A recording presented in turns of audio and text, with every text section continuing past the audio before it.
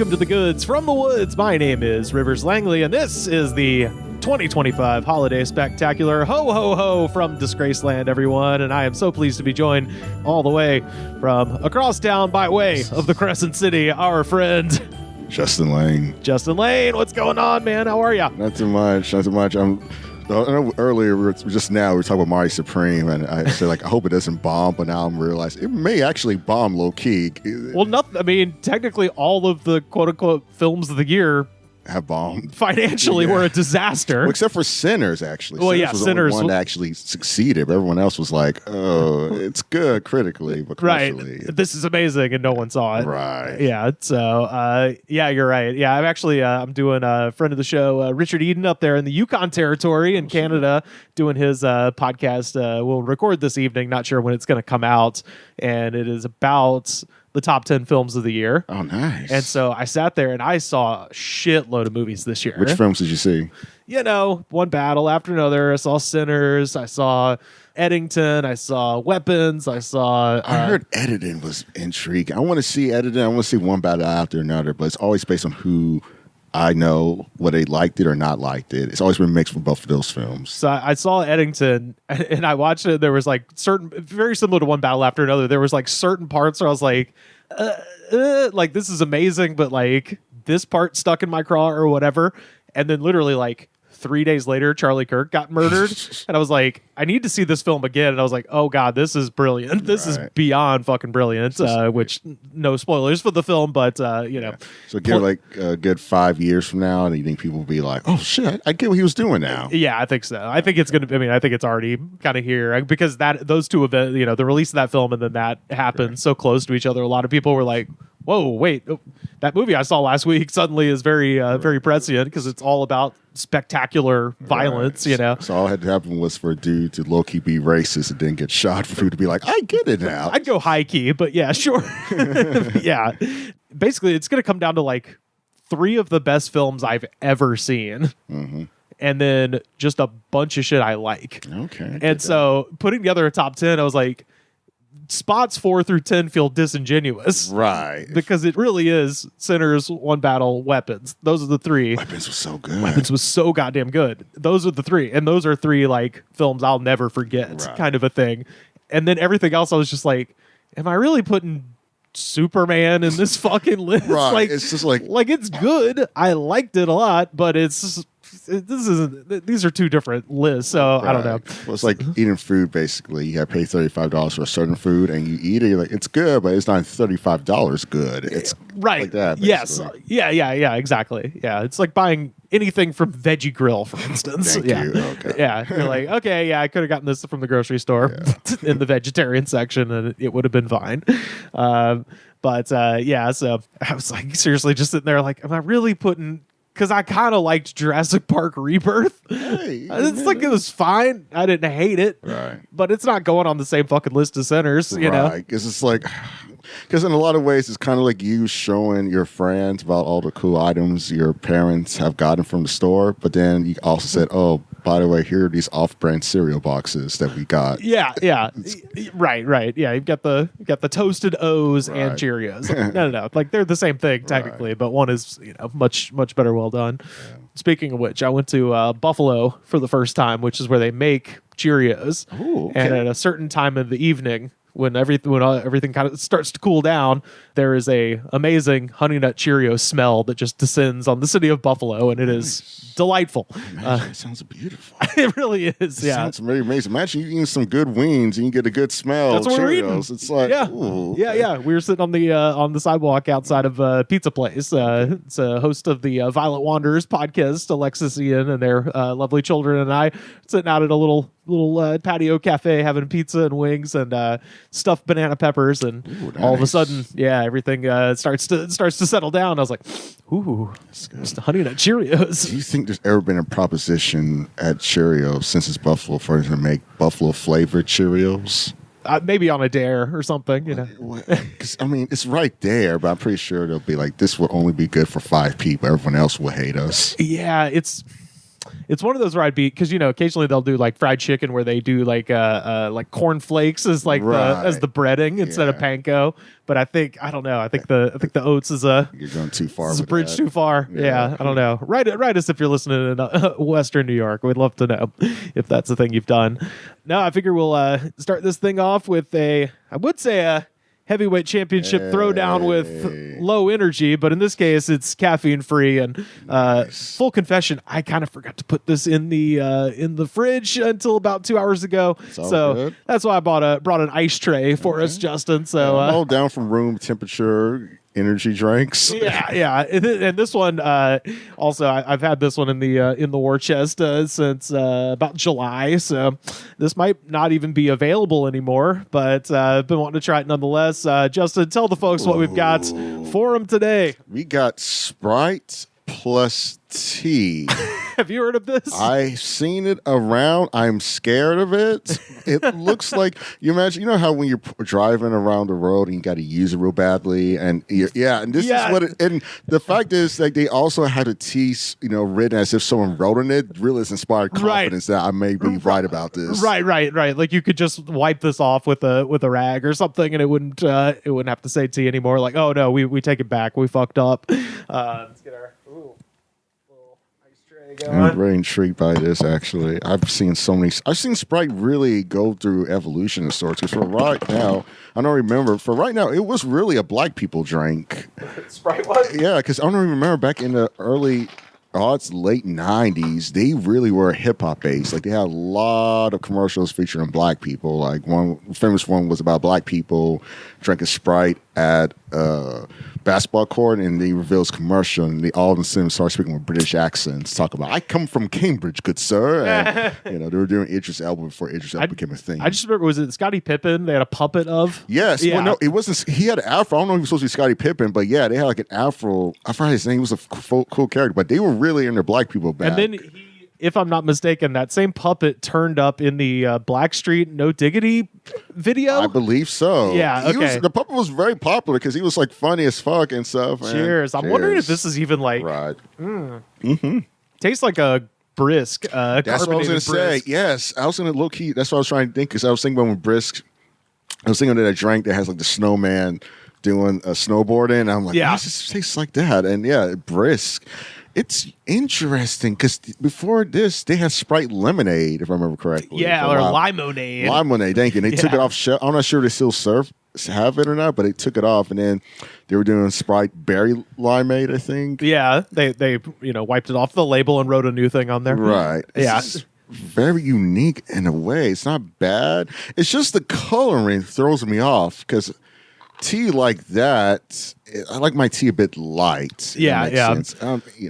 You're right about being it's a pea bottle, but it reminds me of like in the summer I would my cousins and I would be tasked with picking blackberries, and occasionally when you're on the roadside picking blackberries for a nice blackberry cobbler, you will find some long haul trucker's pea bottle, and after it sits in the sunshine during the summer, that's what it kind of looks like. So it's very scary in a way. This low key could be used for psychological warfare and some black side, where someone says, hey, you want the Sprite? And they say, yeah, sure. They bring that in. The person has to decide whether is this Sprite or is this pea? Right. It's like, you don't know. It's like, this is a true game right here of warfare, guerrilla warfare, being honest.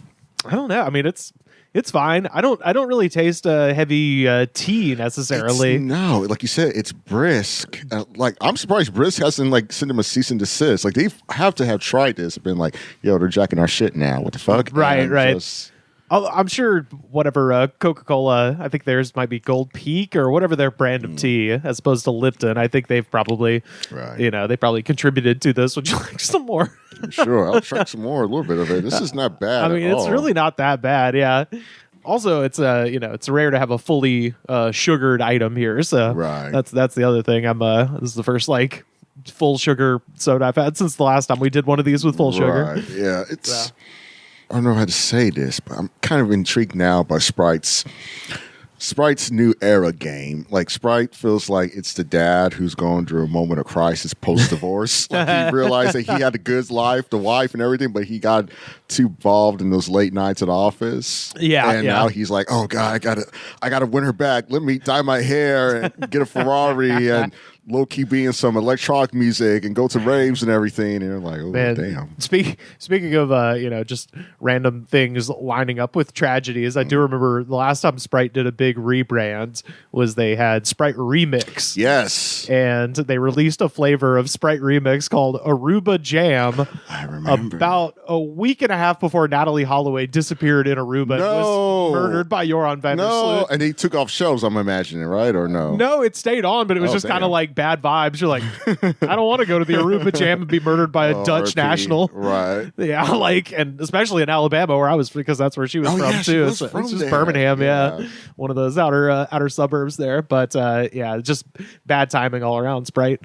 But yeah, no, I do remember that puppet and watching the Blackstreet video, because that song always stuck out to me, because when he says, I like the way you work it, no diggity. I thought he said, I like the way you work here. Mm-hmm. No diggity, you have to bag it up. And in my, child brain, I was like, oh, he works at a fast food place and he likes the way they're working there, right. And he wants to bag up the food and then hand it through the window. Nice. So that was always my head canon about that song.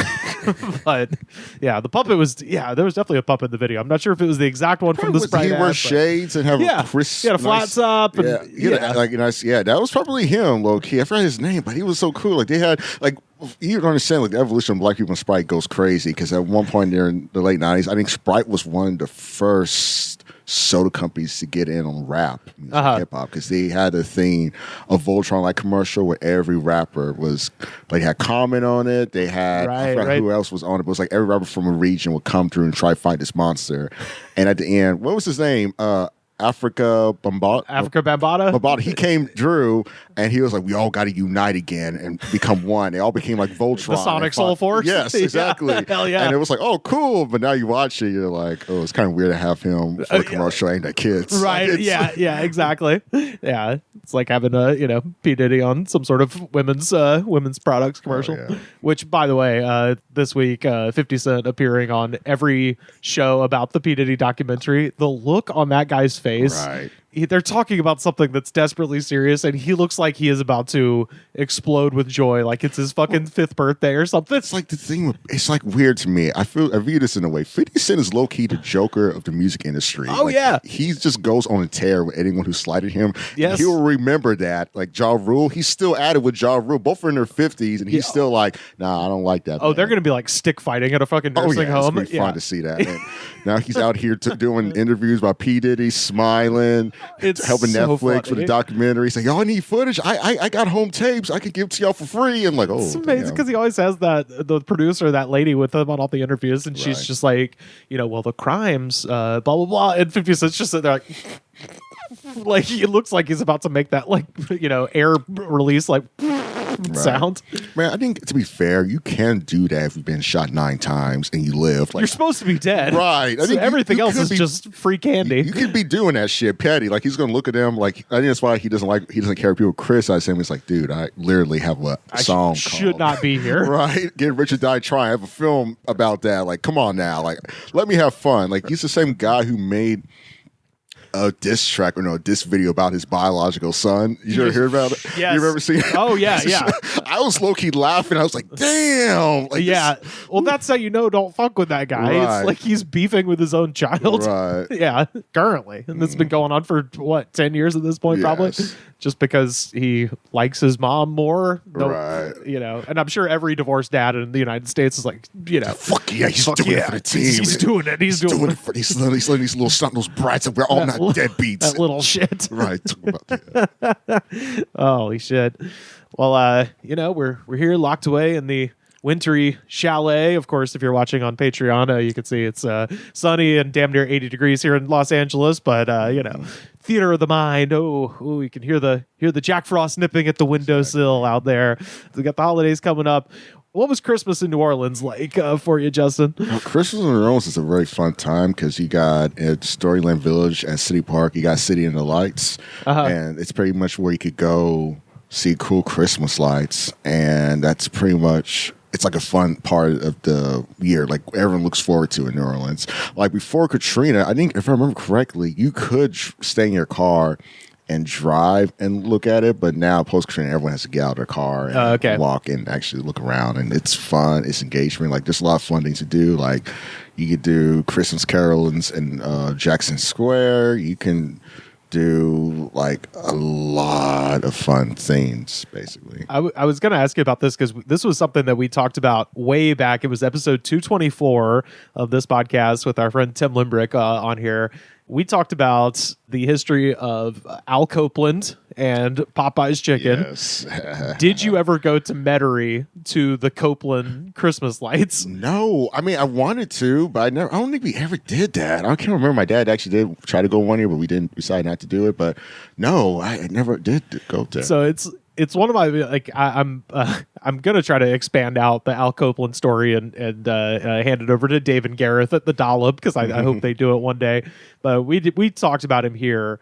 He's one of my if I could, it sucks they already made the founder because I think Al Copeland is it would be much better, way more interesting than Ray Kroc as a founder of a fast food chain. But he basically the story is he was really poor when growing up, and his mom used to drive him to rich neighborhoods to see the Christmas lights. So when he became rich, you hear the story and you're like, oh, he gave kids Christmas gifts. No, when he became rich, he was like, fuck it, I'm having all the lights. Right. And so he covered his mansion, which was on the lake, in Christmas lights. And I pulled up the thing that I wrote for the episode. So Al started decorating his house with lights as a hobby in the 1970s. This gave way in the 80s to a yearly local spectacle when hundreds of thousands of New Orleanians began to coming to Al's lakefront mansion in Metairie every year, and he transformed the house into a Disneyland-like castle for Christmas. All right, so these are the decorations. I can see that, actually. So the decorations included a white Peace on Earth banner that stretched across the entire front of the mansion. And this is, by the way, I've driven by this house. Okay. It's on a regular street. Like, it's a big fucking house, but it's not like Bel Air where they're gated off. It's just on a street. Well, that's the thing when some houses in certain New Orleans neighborhoods and in Metairie, it's like that. Here, it would be Beverly Hills. There, it's just like, it's some regular suburbs. Right. And it's not even like St. Charles Avenue where they have these big side yards. They're right up against each other. So this is, if anyone on the street is not down with this would be a public nuisance, which is what it ended up being. So so an entire house-sized banner that says Peace on Earth, 10,000 white roses. Don't know what that has to do with Christmas. An 18-foot tall illuminated snowman.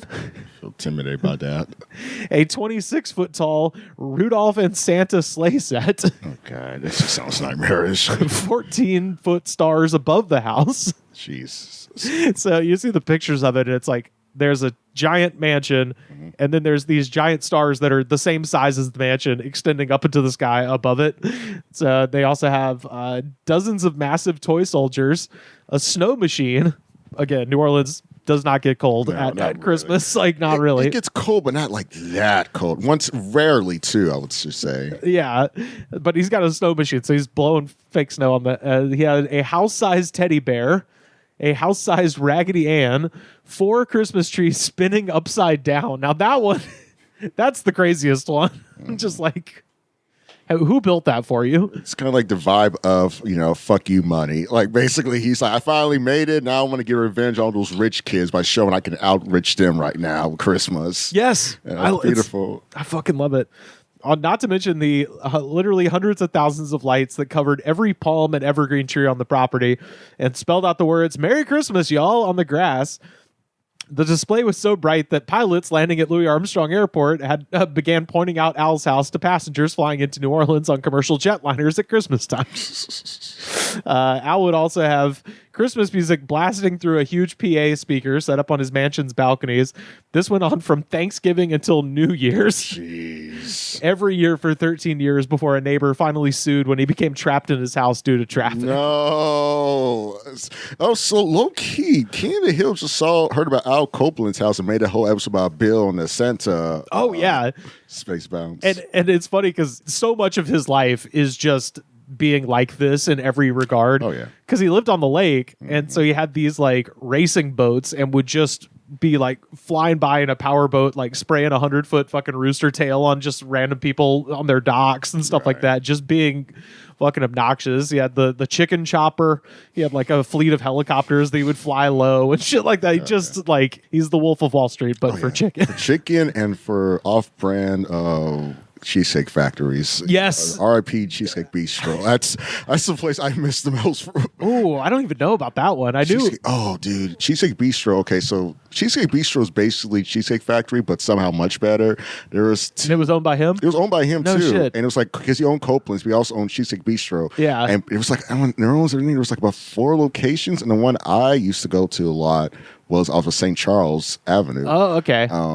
And then it was amazingly good, delicious, and they closed down years ago, and I'm so heartbroken by it. Damn. But the thing about it is he low-key just hired all the people who started Cheesecake Factory and told them, yeah, can you just make it what y'all did, but we're going to kind of make it New Orleans style. And wow. It was good. Like a lot of people low-key, I think in New Orleans, actually preferred Cheesecake Bistro over Cheesecake Factory. Wow. It was, you had to be there. Like it literally had the same design, same layout, everything, but somehow it was better. I can't explain to you. You got to be there to experience it, but it was so good. I know at one point he had a restaurant on St. Charles called Straya that was like a 2-story, like ridiculous place. It sounded, but their subtitle was a California Grande Bistro. Yeah, pretty much. I was like, what does that mean? The thing about Cheesecake Bistro is my dad, when we would go, he would love going there because they had like a all-you-can-eat breakfast buffet, and so he would always get omelets and stuff there. So. Man, yeah, he's a fascinating guy. I've just ordered a couple of books. I can get real in depth for it over the break here when I hopefully get to write this story up for the dollop. But yeah, so I've had that on the brain. I was just going to see if you ever went over there to see this insane. I need to. It's in Metairie, you said? It's in Metairie, yeah. Okay, I'm gonna try when I go there next week. I'm definitely try to check it out and stuff. Yeah, like I said, last time I was down there, I have friend who was living in Metairie at the time, so I was like, I'm gonna go find this house real quick, and I drove past it and I was like, it's a big house. Boy, that would have fucking sucked if you lived in this neighborhood. Metairie don't play. They're very like strict with certain things from what I've been told. And so I'm surprised he was able to last long. 13 years, apparently. And they still do some version of it. I think it's been, now that Al's dead, it's been significantly like toned down. But I think I was there at, in the spring. So I wasn't there at the time. But apparently, I mean, go drive by it. Yeah, they might have something for you. Also, what are we giving this Sprite Tea out of 5? Honestly, I would give it a good 3.9 out of 5. I was gonna say 4. That's kind of where I'm at. Yeah, it's not bad. I probably wouldn't drink it again. No, because I really don't drink soda like that. But I will say that Sprite, they're in there, like you said, they're trying to they're trying to do their new era type thing, and I think they're coming with unique results. So I'm gonna give it 3.9 out of 5. And now that I've had it sitting in a little tiny swill left in ice for a moment, and I've just sipped it, I also just realized it tastes like brisk. Moreover, it tastes like alcoholless twisted tea or any of those alcoholic teas that that's kind of what it reminds me of. I was like, oh, it just tastes like the most basic kind of lemon tea, but minus the booze. Right.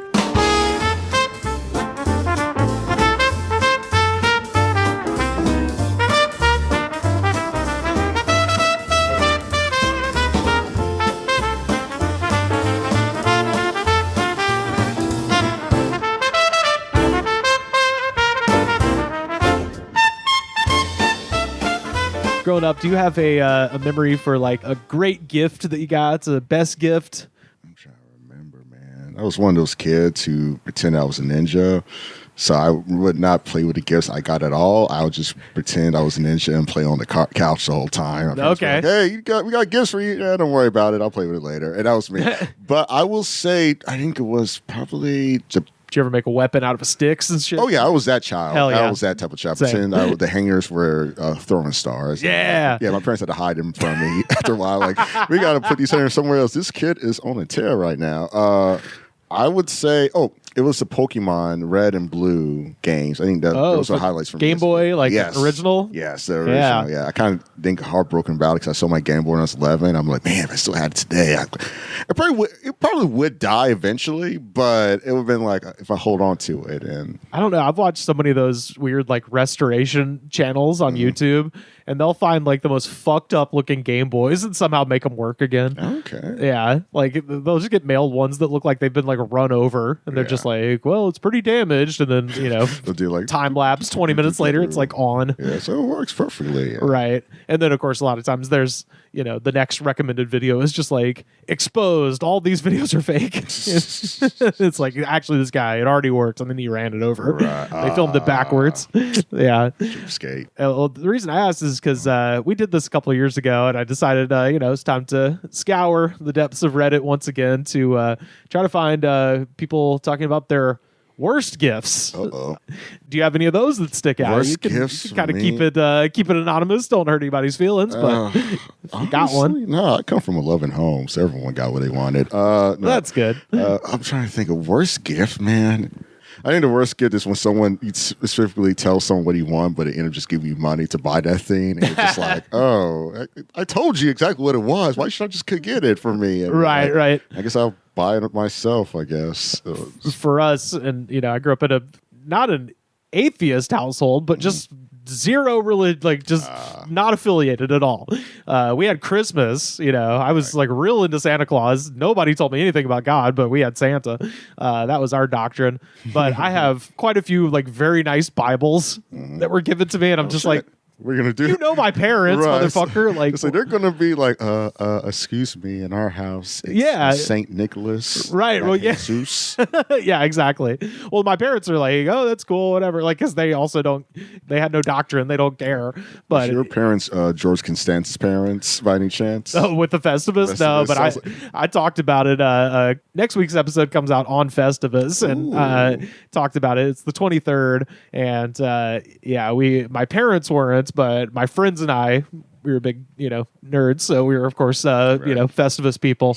And we used to go drink at a cabin out in the woods that my friend Madison's family owned. And we would have a Festivus party, and we would have to tell people, like, come to the party, but if you don't want to be involved in Festivus, you got to fucking go, because everybody's fair game. Right. And, we sat in a circle and we did the airing of grievances, which fluctuated wildly between funny and deeply personal. Oh, shit. And so, I was always like, roasted, like whatever comedy stuff. And then somebody would just be like, you are a fucking asshole, you fucking did, and would like get real serious. Okay. So I was, I was always trying to like come into it from a fun angle, but did a wrestling or something. You had to pin the head of household. Yeah. So Madison and my somebody would have to like wrestle him in the cow pasture next to the bonfire.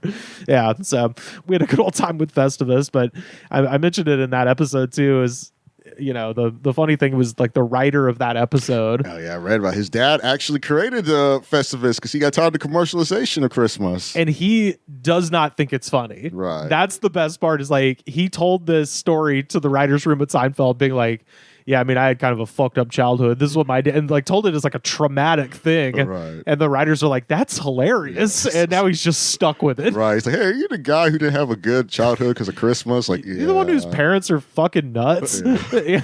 Why did CPS not be called on you guys? What the hell? Right. And so now he's the Festivus guy, even though he like resents his father, like hates the whole thing, thinks it's super fucked up. Well, like I said, I went on and I was trying to find some worst gifts. We, like I said, did this a couple of years ago. This first guy is the brain fuckler. Oh, well, we know where he comes from now. An elderly friend of the family gave me a rubber Hulk Hogan figurine. It looked like it was a Christmas ornament with the loop snipped off of it. They had glued it to a very effeminate toy horse. I don't know what that means, except maybe My Pretty Pony or whatever. Probably. He gave it to me and wouldn't stop mentioning how they are supposed to look like that. That's how it came from the store, even though I didn't voice any doubts. Shit.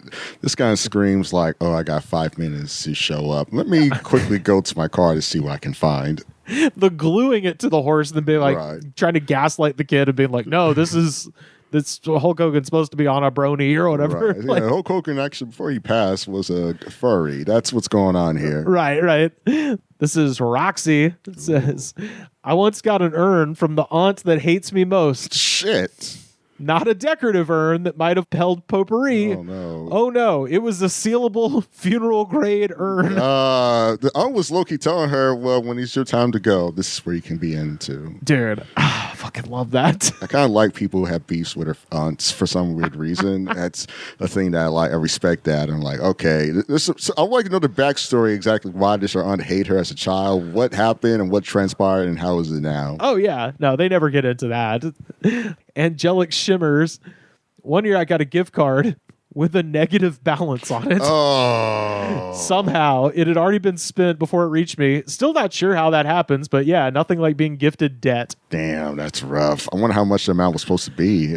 I don't know how that like I legitimately don't know how that happens. Are you sure her family aren't scammers? And she's like, say, hey, here's your Christmas gift of $500. Here you go, kiddo. And like, it's negative balances. Dude, I had a long conversation with a scammer on the phone. Oh, yes. Yeah. How did it go? They called and they used the spoofer.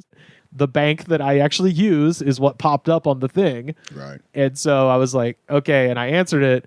And the guy's like, hey, this is so-and-so from the bank. We have, and it was funny because they did, usually they'll try to freak you out and being like, hey, did you spend $350 at this gas station? You're supposed to go, whoa, no. Oh, no, what's happened? And then you give them your information. They steal your shit. Yeah. I know that one. They were like, oh, did you get $14 from Starbucks? Man, what? You got to aim higher than that. But also, I was just like, who didn't spend $14 at Starbucks? You got to be very specific. You got to be something like they don't buy shit at all. Like, you got to be like, hey, did you buy over $600 and Star Wars lightsaber figurines from Thailand? I was like, wait, what? No, what are you talking about? Right. But the thing that cued me off was like he had the right spoof on the phone for the right bank, but then his phone was breaking up.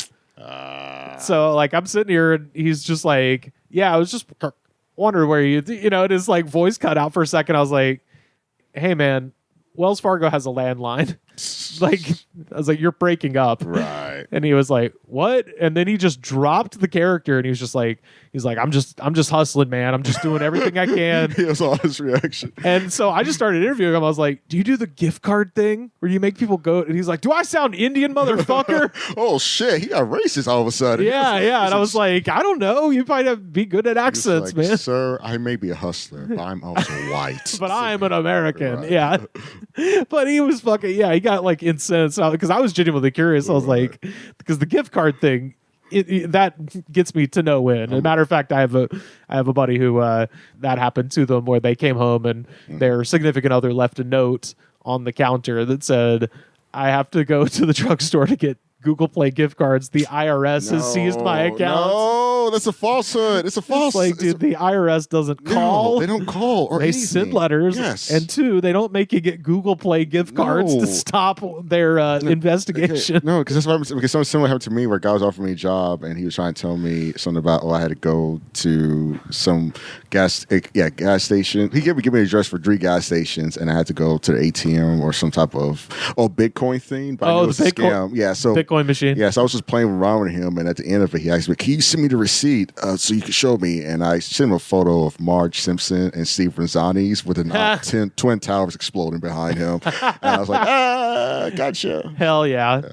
But yeah, I talked to this guy for a minute, and that was the funny part. So I was like, "Do you do the gift card thing?" And he was like, I'm American." But he just started telling me about his like struggles and how much money he can make doing this. And then he's like, everybody's insured, so it's not like I'm, you get your money back. So I'm just stealing from the bank. I was like, oh yeah, you're like a Robin Hood figure. It's just you're just inconveniencing old people. You're not really stealing from them. Yeah. And at the end of it, he was like, I just wanted to thank you for being cool, man. Usually people like scream at me, and I was like, I'm just curious about your life, man. How did you get to this position? What were your choices you made? Like, what's your home environment like? So. Yeah. This one is blah, blah, blah cakes. Okay. My ex-husband got me a hideous pair of giant chocolate diamond earrings. He was proud and boasted to everyone that I'd been pestering him for months about these exact earrings, and he knew I loved them. I didn't. He had gotten me mixed up with his mistress. Oh, shit. Also, he used my credit card to buy them. Oh, that's the worst thing. It's the worst thing when you see a transaction of something that you know is not for you and you can't do anything about it. Right. So you have to just suck it up and be like, damn, like, I know this is for your side piece, and I can't say anything because now everyone will know about our issues. Right. Oh, I fucking love that. This is along similar lines.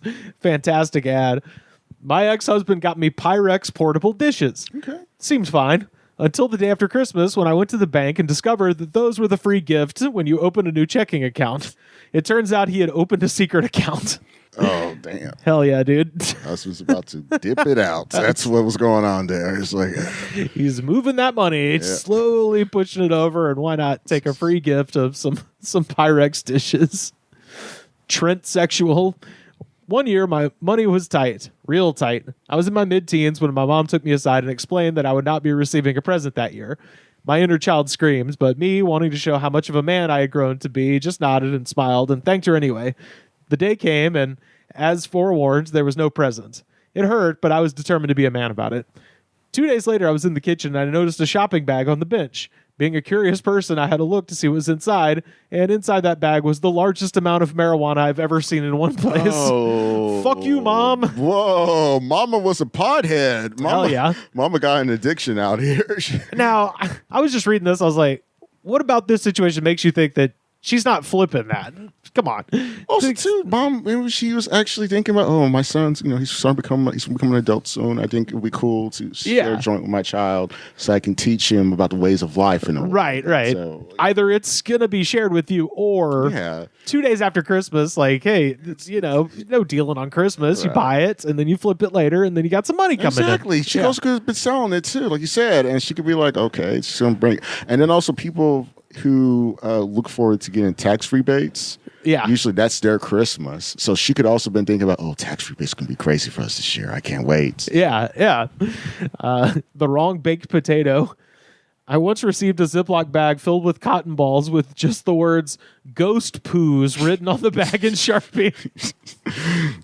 I want to steal that one. That's funny as shit. Do you think his parents were good prankers or something like that? I mean, if that's the only gift you got, boy, that's fucking incredible. But yeah, I do love that. Tarsala. I once received a taxidermy deer hoof with a candle holder stick where the ankle would be. Only it's bad taxidermy, so it is constantly shedding a fine white powder on my table. Jeez. You kept it? Right. It's like, these all read like what would have happened to Charlie Brown years later. That's what it just reads like. Just a constantly poor decision to Charlie Brown as an adult and him just on Reddit on a different username, just talking about different things happened to him in his childhood, to his adulthood. I just love that it's demonstrably like a disgusting thing to have, and they're just like, God, it was so gross. Anyway, you could just move it aside. You're like, why isn't it in the trash? Right, throw it away. Throw it up. Away. You don't have to keep it there. Right. Unless that person's coming over every day, and even then, you're just like, no, gross. Ugh. This one is cosmic boredom. One year, my grandma gave me a present wrapped in a newspaper. It was a wooden box, spray painted gold. However, the paint was still wet, so I got gold paint all over my hands. Inside was the following: a bunch of pennies, a handful of potpourri, a sample deodorant, a book of half-completed crossword puzzles. That's the best. A ballpoint pen, a disposable razor, and a travel pack of tissues that was half empty. I feel like that was the grandma's own stuff, and she forgot about the. It's like, oh shit, your kid's back at the home. It's 100%, and also just the fact that she, spray painted it 5 seconds before she wrapped it up. Right. Hey, the thought was there. Wiener World. My husband's parents gifted him the deed to his own cemetery plot with one for me too. Damn, they're planning to hit.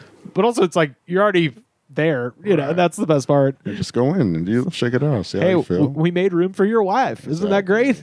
And then the last one here, Andy Dolly. My sister got my grandfather's glass eye.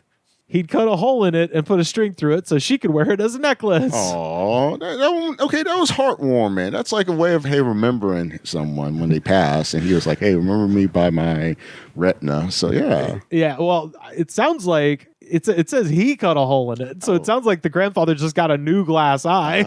It was just like, here, kid, you have the old one. Yeah. I'm always watching.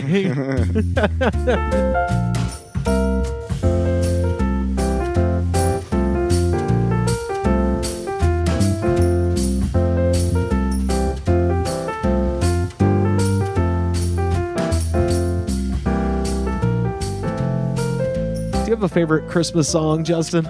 Let's see. A favorite Christmas song was when Kanye wasn't a Nazi. It was Christmas in Harlem was pretty good. Ooh, yeah, there we go. And then there's, the Run DMC. Christmas in Hollis. Yes. And then there is this Radiohead version from Winter Wonderland that's pretty good. Wait, of the Run DMC song? No, Radiohead. They just did a Christmas song. Oh, I Wonderland. thought it was Radiohead covering Run DMC, Nobody had done that. I was going to kill myself. Yeah, it's really interesting hearing them rap with electronic beats. But yeah, those are my three ones. And this is New Orleans one. I don't know why I forget the name of it, but it's a very popular New Orleans Christmas song. It's like is it Big Freedom? Not Big. It's it came out in the late '80s, early '90s, but they play it during Christmas. Oh, okay. Time, and So it's like popular. Buckwheat Zydeco or Professor Longhair. Something like that, where it's like Okay. locals. I forget what it's called. No, I can't remember, but yeah, it's like Those are my top three. Oh, okay, right on. I've said it on the show a million times, partial to Christmas in Prison by John Prine, okay. which has a fucking great opening line. It was Christmas in prison, and the food was real good. We had turkey and pistols carved out of wood. Yeah, I love that song, but, there's this consensus going around, and I don't know what you think. Mm-hmm. Maybe you agree, maybe you don't, but I always see a lot of people bitching about the song Wonderful Christmas Time by Paul McCartney. I understand why people have a aversion to it, because it is him experimenting with the format of not only electronic music, but also the holiday season. Yes. And there's just something very terrifying about it, as if you're at home late at night and you hear Paul McCartney just hovering around you, running real fast, and you see something in the shadows skirting around, and you're like, what's that? What's that? And then all of a sudden. Yeah, it sounds like a horror. See, the way it sounds too, it sounds very like, wait, what's going on? What the hell's happening? Right. And then just the fake jingle bells too. Right. Because it's a synthesizer, so it's nonstop. It will not stop. It literally can't until he makes it stop. But any list I go to where it's talking about the worst Christmas songs. Do you think this is the worst one? I would say it's the worst Christmas song. I would say it's more of a endurance Christmas song. Like, how long can you listen to the song before you say, all right, that's it, I'm done for tonight? Yeah. Well, because one of the things we always kind of talk about on these holiday episodes is the plight of the retail worker. Yes. Have you worked retail before? Or yes, I've really Did you ever have to work at the holidays? No, luckily I didn't. Actually, I was safe from that shit. You quit always before. I always make sure what's December? Oh, tomorrow. Yeah, tomorrow's Black Friday. Yeah. I'm fucking out. Yeah, bye. See, you guys are great. Not really, but yeah. Holy shit. Yeah, because that's one of the things they always talk about is it's more affecting to people who work in retail more so than just your average person, because you hear the song and it just kind of washes over you, whatever. If you work in retail and you're hearing this shit 6-7 times a day, I mean, especially the ding dong, there's certain parts that I understand could begin to grate on your soul to a great extent, but this seems to be kind of roughly the consensus of most people's worst at least pop Christmas song. Right. There's the classic one obviously is Little Drummer Boy or the 12 Days of Christmas, just because they're so tedious and long, but this seems to be the one that everybody bitches about. But we did this a couple of years ago and I figured I'd bring this back. We figured we'd run Wonderful Christmas Time through a little holiday bad Christmas songs gauntlet. So we'll start with this as the kind of control. This is where some people assume that this is the bottom of the barrel, and I'm going to play a couple of other tunes and just tell me what you think is worse. All right, we'll do. I'm afraid, but I'm try it out. So, is Paul McCartney's Wonderful Christmas Time better or worse than the band Weezer and their cover of "Oh Come All Ye Faithful"? Oh, come all ye faithful, joyful and triumphant. You see, this. I think we really need to get Rivers to talk about how much he likes Asian women again. I think that's what you're missing. That was his sweet spot. That was good. I was like, now this, it's like ever since he's went to Harvard and then graduated from there, something's gone different with him in a way where yeah. Something, and now we're getting this type of stuff. I'm like, okay, I can't. It's not. He's yeah. This is a whole album, by the way. That they made of it's not Christmas just one songs. song. It's not like, hey, we're just doing this for the Oh, fun. it's Christmas with Weezer. Do I really want to have a Christmas time with Weezer, though? That's the question. Is anyone really want to have Christmas time with Weezer? It's the question I have with so many of these Christmas albums. Like, I get the argument for making a Christmas song is a great one because, I do Hollywood tours, and we often talk about old movie stars, old stars. There are people who were the biggest stars of their day, and now, coming up 100 years later, No one knows who they are. no one knows who they are. Yeah. The two I always cite specifically, Gene Autry, who was a singing cowboy from the 30s. Yeah. He's the only person to have all 5 stars on the Hollywood Walk of Fame. One for movies, one for music, one for TV, one for radio, and one for theater. Oh, wow. He started the Anaheim Angels. He's considered the founding father of Palm Springs. Oh, shit. But he was a singing cowboy. That's what he was. Massive star. At this point, no one knows who the fuck Gene Autry is, but everybody knows Rudolph the Red-Nosed Reindeer. that was him. That's him. Oh, He's the okay. first guy to have a hit with that song. Wow. Same goes for Nat King Cole. Massive star. Built Capitol Records. Was the biggest recording artist after World War II. And at this point, everybody knows chestnuts roast, Right. and that's it. So the idea of making a Christmas song is a fantastic one because it's going to outlive you by a long time, That's potentially. smart, actually. That's a smart way to go about it. But at the same time, making a full fucking album, especially in the case of Weezer, when you're not really even bringing anything to it necessarily, it's just this is the first Noel, where it's exactly what you would imagine. Maybe the issue is that when I do the Christmas songs, I feel like hearing someone strum the guitar, shred the guitar isn't what I want. There's that calmness of Christmas songs. There's that quiet intimacy with your family, your friends, or anyone. You have at nighttime, you've seen the snow come down, you're looking at the fire stalk. I really want to hear about a dude battling depression during Christmas time. I'm like, that's this isn't fun anymore. I mean, my thing is with Christmas, I listen to the same 2 Christmas albums over and over, and I'm perfectly fine with it. That being the Phil Spector Christmas album. Yes, that's a good album right there. And the Vince Guaraldi Trio Peanuts Christmas album. Yes, you can play those 2 on repeat. Yes, that'll pretty much do her for the whole holidays. The one because the Phil Spector one's wall of sound, so it's big orchestra, but it works in a way that's still okay. This is hell yeah, fun. And same with the Vince Trio one, it's calming, jazz, relaxing. Love it. You're chilling. You're content with life. You realize that I've gone through the year now. I'm still here. Yeah, and it's but hearing this, you're like, okay, someone's about to get a divorce, or someone's moving, someone's getting demoted at the company, and now they're like, or someone's about to write a manifesto, or stuff like that. Yeah. I'm like, who's going to who's choosing this is my question. So I don't know, but anyway, having sampled 2 of those now, what's worse? Is it Wonderful Christmas Time or Weezer's Christmas with Weezer? I would say Weezer has to be worse. All right, damn. I would give Paul McCartney grace because when was this song?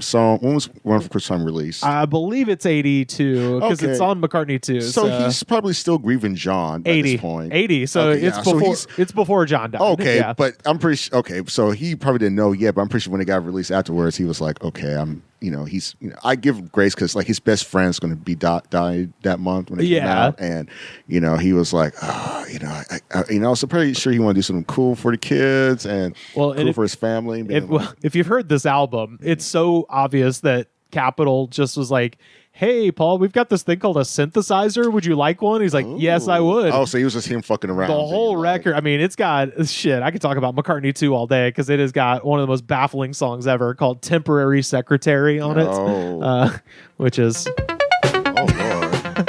I mean, and this has become kind of a weird cult classic just because it's so goddamn weird, and it's Paul McCartney. I think he actually played this at one of his shows, and it was the first time it had ever been performed live. because people are just like, what the fuck were you doing? He was like literally just smoking weed and fucking around with That the sounds the synthesizer. same. Yeah, this sounds like it. You know what this reminds me of is... It reminds me of every friend I've got who's ever gotten a synthesizer or a fucking, Right. beat maker of any kind. What's that German band, the one that's popular? Kraftwerk. Yeah, it sounds like he heard Kraftwerk and it's like, oh, let me Yeah. try that. Yeah, here David Bowie locked himself in a room with a synthesizer and a pound of cocaine in Berlin. It was like, ooh, I can do that. Right. Yeah. Secretary. It's insane.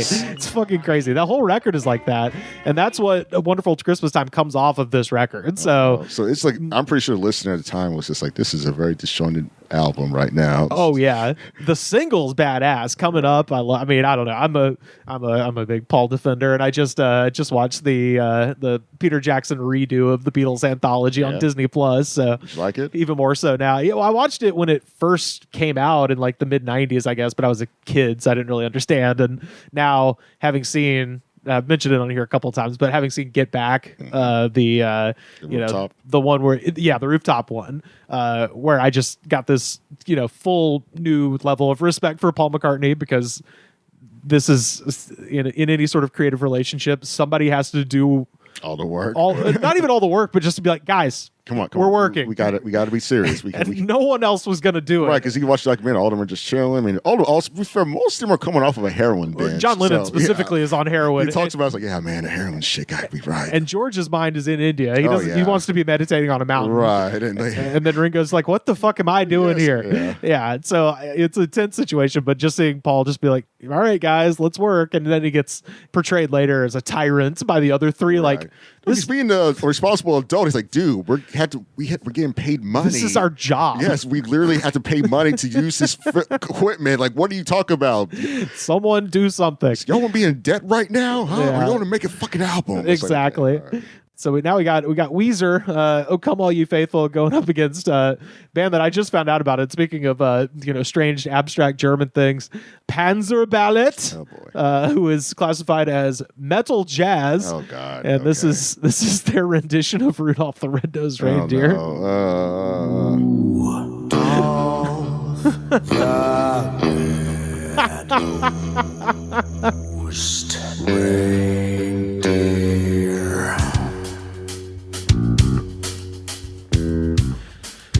I would just like to hear this playing at Dillard's. You're trying to shop. You're just like, what the fuck? It's almost like they're fucking with you. right. Rudolph. They are, kind of. Rudolph the red-nosed reindeer Oh, way. had a very shiny nose. And if you ever It kind of reminds me of one of those very haunted nursery rhymes Yes. that you would be telling. As a kid, you don't realize how creepy it is, but as an adult, you realize, oh, that was a warning. This sounds Right. like a warning. They're telling you, Right. Rudolph, he's coming to your neighborhood. Yeah. He will find you at night, and you cannot hide anywhere at all. When it's like when they tell you Ring Around the Rosies about the bubonic Right. plague. Yeah. Yes. Like this right here kind of makes you realize why Miles Davis turned his back towards audience of white people while playing jazz. Like this, I get it now. I was listening, I'm like, oh, I get this now. I get it. It's like Tom Waits heard this and it was like, I got to sue him now. Like this is what it is. But also they're like German on top of it. So Yes. like they're all, even like a level removed from. It's the cultural aspect too, because Rudolph's really an American concept. Oh yeah. Think It's- about it. It was And written specifically for Macy's department store, or Right. maybe Montgomery Ward, one of the department store catalogs, I Right. think. I Yeah, feel like what really is like the German version of Rudolph, but they imagine it's Krampus. yeah. And so it's Krampus with a red nose and stuff, and how he has to work for Santa's punishment, basically. Oh man. Here's the jazz part. Can you even call this jazz? Like, what the? I guess you kind of can't. I can't even say it's jazz. I gotta say it's someone's interpretation of jazz music. That's Metal jazz, or the album, by the way, is called Christmas Death Jazz. Jesus. It's so sad. Yeah. So I don't want to hear any. I think the answer's pretty easy. I don't want to hear anybody bitching about Wonderful Christmas Time when Panzer Ballads exists. I think you need to play them this before they talk about It's Wonderful Christmas Time, and then be like, which one would you prefer to have right now? Yeah, exactly. Also, is there not a ban on naming things Panzer in German? Right. Considering. So this one is Slater. Oh Lord. I've heard. I think I've heard of them. Are they like a death metal band or something? No, they're like a girl group, a kind of a current day one. But this song is called "All I Want for XXXmas." Merry Christmas, you filthy animal. All I want for Christmas is to get fucked. Yeah, that's right. Is to get I fucked. feel like people are really taking the wrong concept of what Christmas is or what it can be and just applying it already to their own life. Oh man, I don't realize that Christmas has to be sexual though. That's the weird part about it all. I like the Buzz Lightyear laser Right. noise. That's pretty fun. Stand back. Yeah, this is off of the album All I Want for Christmas. Apparently there's more songs on this. No. This feels like we're going through the 9 gates of hell. Like we're trying to determine, like, hey, this gate. Oh, okay. Oh, okay. I'm seeing it. I'm now seeing it. It's like the 9 gates of sounds, but it's. We got another sexy Christmas song here from 3LW, Naughty on Christmas. Okay. It's a little more like early 2000s kind of R&B sort of vibe. You and me together alone, fireplace, watching the snow, holding me. Okay, up in your so their timing is so fucking off on this. Yeah, I'm trying to.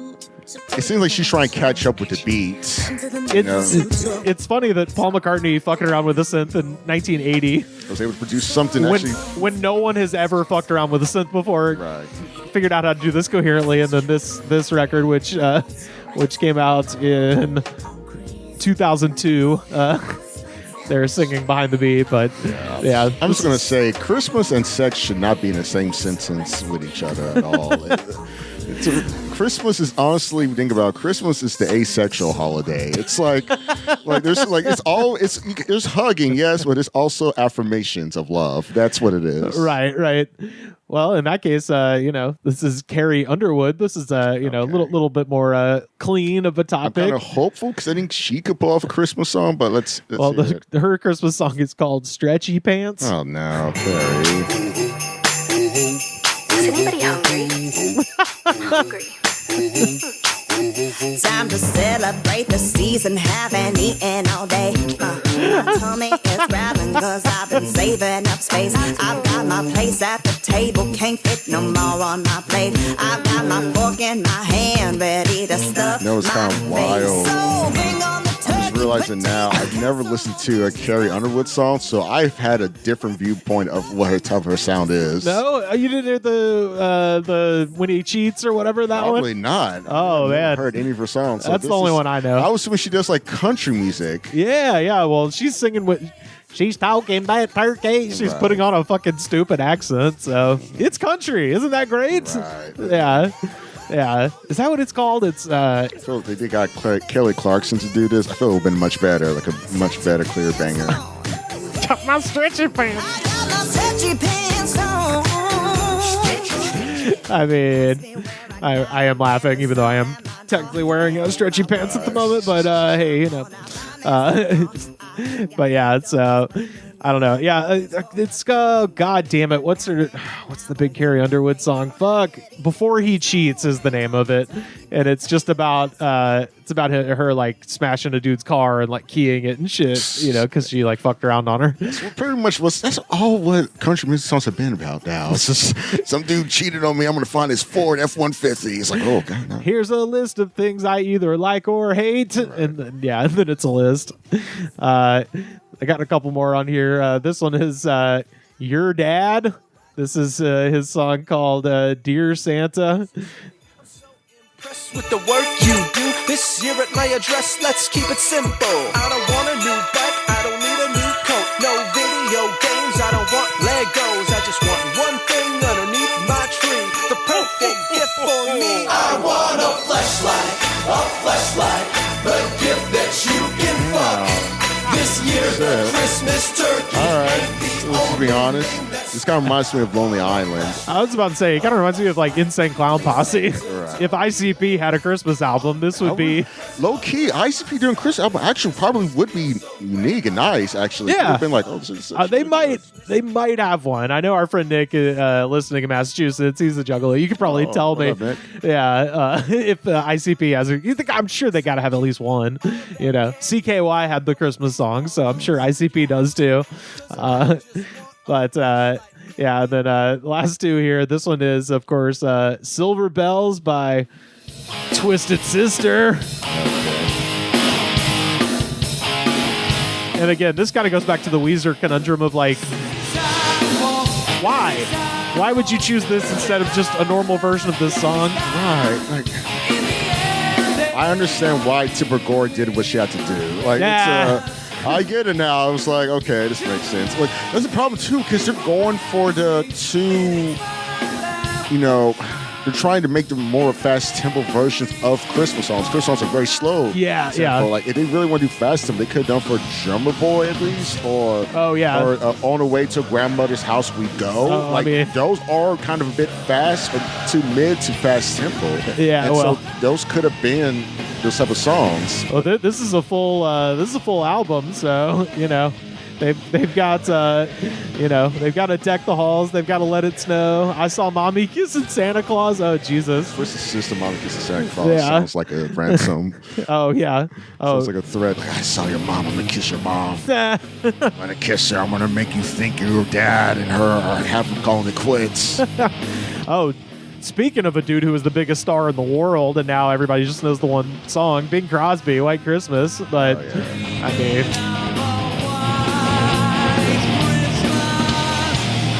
again, I don't know who is like, no, fuck that. We're not listening to Bing Crosby the version. classic ones or Motown or any of the classic shit. No, Twisted Sister. You think a person who was raised in a Twisted Sister household thought this was the original White Christmas, and he heard the Bing Crosby version, and he's like, oh, he's ruining the classic. Like, do you think Right, yeah. that's what happened? Potentially.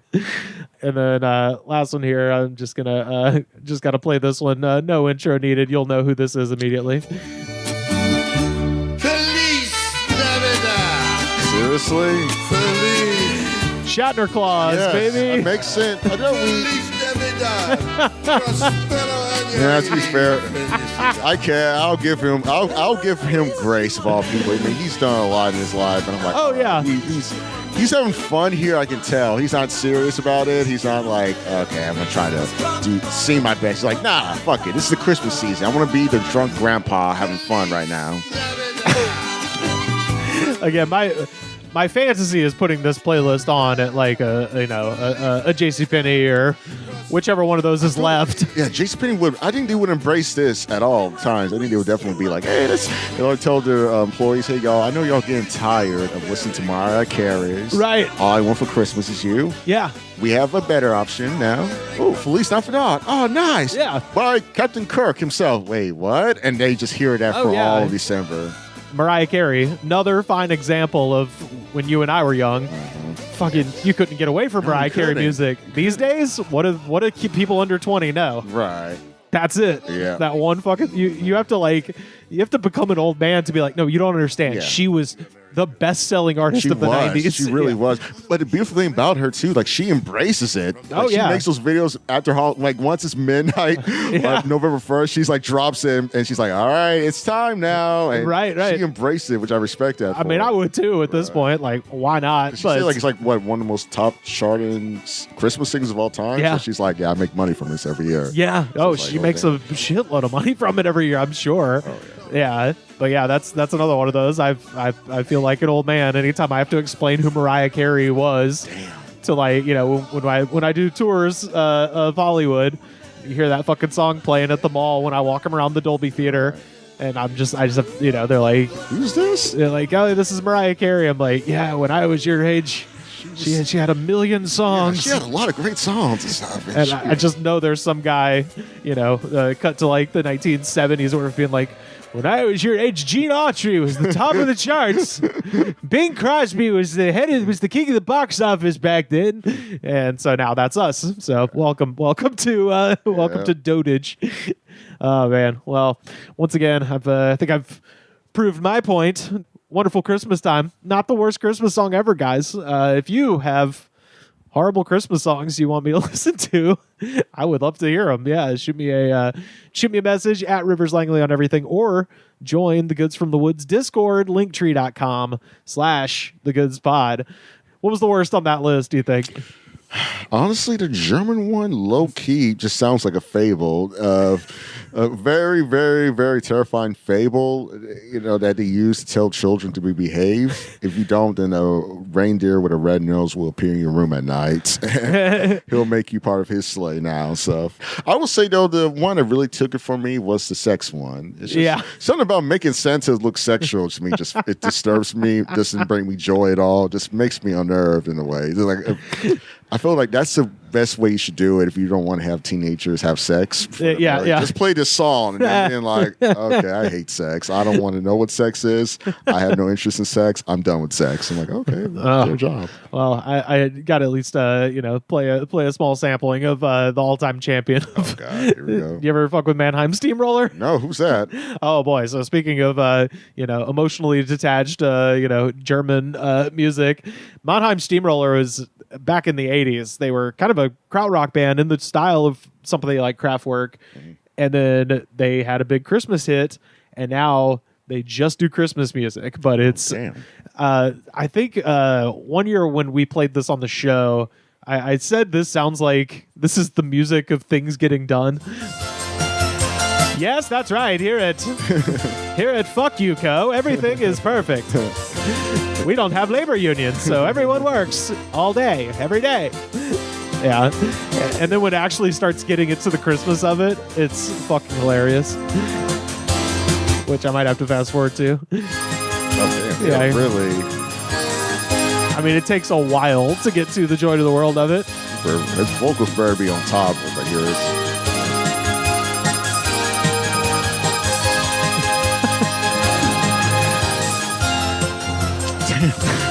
Yeah, and so old people all across the United States pay money to go watch Mannheim Steamroller do their Christmas Are concerts. they kind of like the Trans-Siberian Orchestra, basically? Of their day, for wow. sure. Yeah, because Trans-Siberian Orchestra is the kind of a 90s, 2000s thing. They were the Trans-Siberian Orchestra of the 80s. Absolute perfect connection. Yeah, that's exactly right. So had to mention Mannheim Steamroller.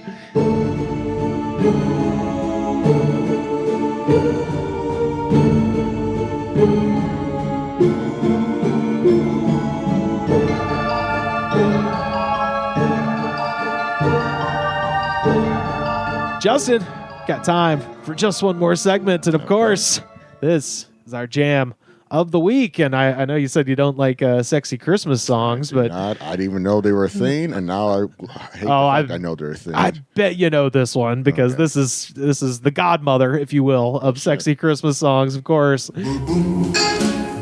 course. Eartha Kids.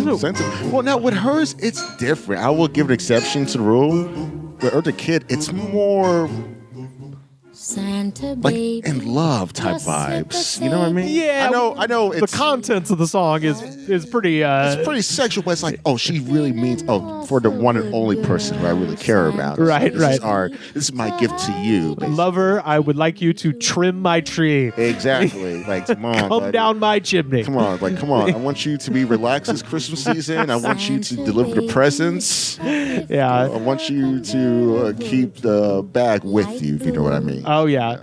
And I have to say, Eartha Kitt was cool her entire fucking life. She was dope as fuck. That shit about I don't know if you know, she was doing a luncheon at the White House. I love that story. And Lady Bird Johnson asked her about Vietnam. She asked her And she was like, I think it sucks and you guys are war criminals, essentially. Just make something like, yeah, I don't like the fact you guys are low-key taking a bunch of working class white and black children and making them kill for you. And I think she closed by being like, it's no wonder everyone's smoking pot. We have nothing to believe in because of you. She, Lady Bird Johnson, cried. Made apparently. her cry. And it's like, what'd you expect? You got a black woman who's seen a reality. What'd you expect she's going to say to you guys? Well, yeah. Dude, and it literally like grew up like, from what I was reading, like digging roots and like eating wild onions, like as poor as you can fucking get. She's going to have a different perspective on life. Gonna have a different perspective, and she spoke 5 languages and sang in 7. So she got blackballed from the U.S. and just went fuck you and went to France and just sung in French forever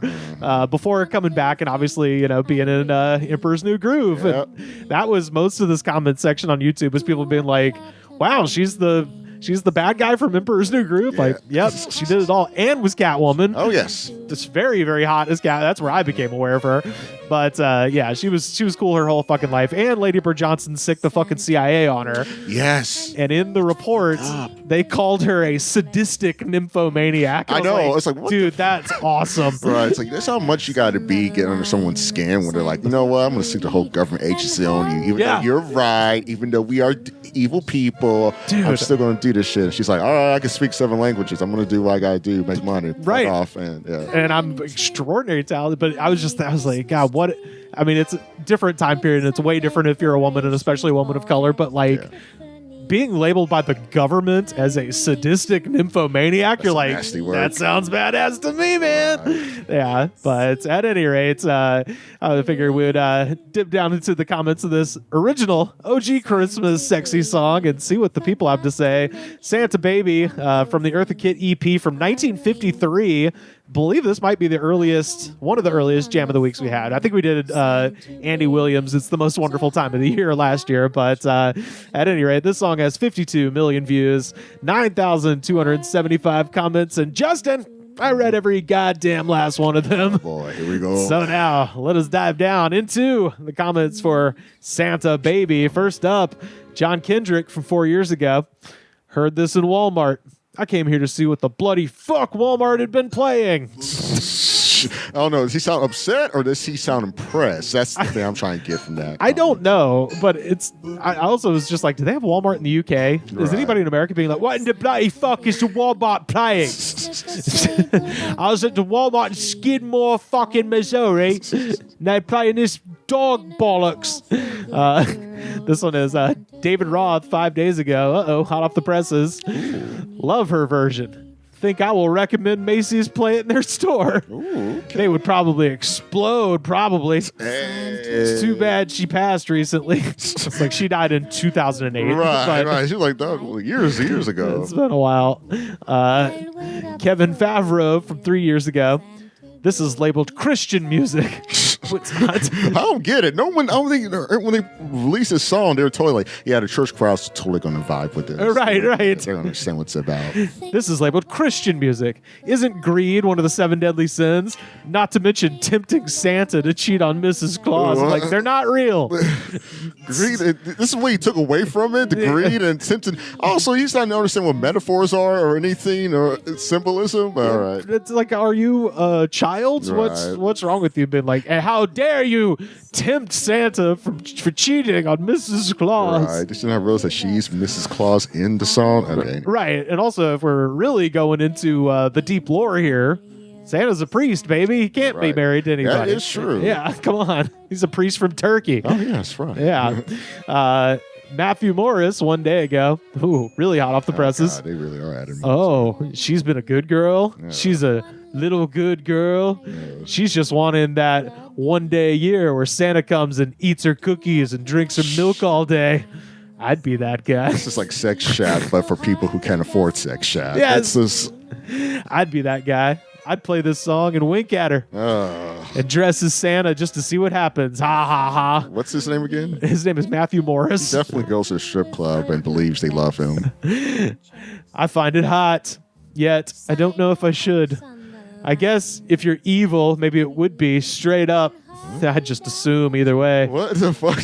That was a curveball. He was getting all turned on. That he remember, like, I'm a respectable business owner. I need to let people know I don't condone this at the end. And he finishes, women are teasers. It's just natural for them. You're like, guy. He gave us the Andrew Tate. Yeah, absolutely. King Doc 1 year ago. Who else loves her voice and song memories, but is eerily disturbed by the boldness of words that solidly reflects the superficiality of the common woman today? Her value system is creating families and communities and generations of greed. Like, now there's your Andrew Tate. What the hell? This whole comment section went from a mix. It went from, I don't know why they're playing some Walmart, I don't know how to feel, to the feminism agenda taking over man. They're like, what the fuck? Oh, we got the War on Christmas section coming up soon. I can't wait. I forgot about those guys. Aksha Arthur from 4 years ago. Back then, this was the song of dream and desire. Nowadays, it's the anthem of horse. Guys, you just got to talk to your mom. Just ask her about why your childhood was the way it was. Don't be upset. Stop being so green and red-pilled. Right. You know what I'm saying? Darth Dennis, 4 years ago. I always had the feeling this chick would fuck the elves out of Santa for a Cadillac and a diamond ring. And I was like, is Santa filled with elves? I wonder, do you think this is their way of getting in turn? It's like their porn, basically. They just had to get her to song, like, yeah, I like this shit. Oh, yeah. I like this. I really do think so. And also, I was, the app that I use to look at comments tells me the exact date they're leaving it, not just the general, like, 4 years ago. So much of this shit is being written in, like, August. We're just like, why are you listening to a Christmas song in August? Like, obviously there's huge peaks in December and November for this, but there was a not zero amount of these comments that were totally written in different times of the year. Liam Cornills from 3 years ago. It's funny to me. Ironic. I mind my own business, and the cops jump on here and they try to control me and make me for a sex offender, all while preaching to me to let go of something. Maybe they ought to clean out their own house before they walk into mine and start clearing it out. Wait, what? I wonder if he accidentally did it in one of those scenes where he was posting under video about what he was going through, and then he somehow the comments mix match him, like, oh, now you're on the Kitt's page. Yeah, I think the cops are pulling the laptop away from him as he's like typing, like, wait, and another thing. BCO from 3 years ago. This is from 1953, and it's still part of understanding women. It's kind of sad, but if it were different, there'd be countless incredibly sexy 50-year-old educated women in the middle-class circles dating hot 25-year-olds on welfare, and they'd marry them, or at least give them a love nest, but that's not how it is. So where's your emancipation, business women? I don't get. Is he saying he wish he was a 25-year-old welfare guy? I think he is. Oh shit! I think he's saying like this. I don't know what this song has to do with it, except that it was made in the 50s. I guess it was made in the 50s, and Eartha Kitt would have been older than him at the time. I guess I don't know, but he's just being like, "Why are there a bunch of cougars circling me? I need a woman with a 401k." Monique Brown, 5 years ago, the legendary Miss Eartha Kitt, the original finesser. She refused to be shortchanged with a damn air fryer. Yes, my husband bought me an air fryer for Christmas 3 years ago. I sang Mr. Grinch the entire day, and I rolled my eyes. He knew he was in trouble, and on December 26th, we went to Pandora, and I got to pick out whatever I wanted. And I made him tell the people in Pandora that he bought me an air fryer. I mean, people in Pandora were like, "Oh, that's cool." Maybe this might be a man thing. I'm just like, I would fucking love I would have taken the air fryer if you didn't want it. You give it to me.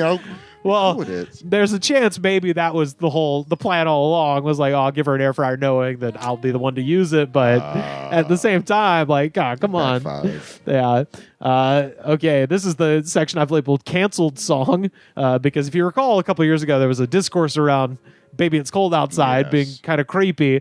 And for some reason, I think people conflated Santa Baby and this and Baby It's Cold Outside. And so with that in mind, Isaiah Fury 1 year ago, music was still music when Christmas songs first dropped. Which I love that. You mean in the year fucking zero? Right. Yeah. Back when the Christmas song was invented.